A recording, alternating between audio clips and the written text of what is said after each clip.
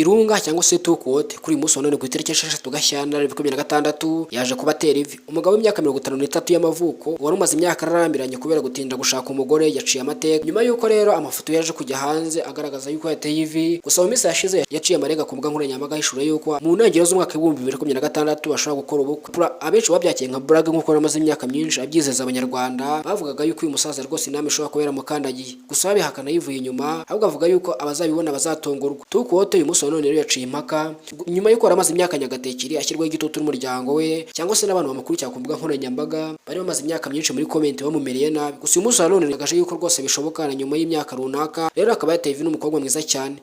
Amafoto yaje kuba ajyanze ku mbuga nkoranyambaga na amafoto atenguye benshi cyane yuko abakunzi be bagiye muri comment bamwe mu magambo amwe namwe bati iyi ni prank, abandi bati iyi filime izaca kuyihe chaîne. Ibintu byatunguye abatari bake by'umwihariko abamukurikira mu buzima bwa buri munsi, cyane yuko mu magambo cyangwa se mu mbwirwaruhame yagiye atangaza mu bihe bitandukanye nta mwigeze agaragaza ko yishimira igitsina gore, ahubwo yagiye agaragaza yuko rwose agendera kure abagore kandi ibintu byo gushaka bitari muri gahunda ziwe. Gusa mu kiganiro yagiranye n'igitangazamakuru kimwe mu Rwanda mu mwaka wa 2021 yavuze yuko rwose gushaka bitagomba kujya ku gitutu cyane yuko udashaka ari icyaha nta cyaha kibirimo.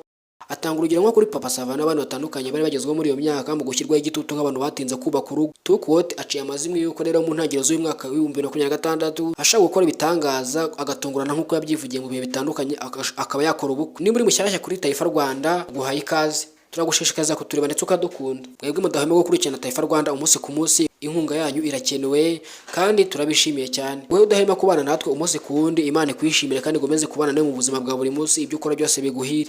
Nitwa Elize Taifa, ndabashimiye cyane, Imana ibarinde. Ciao ciao.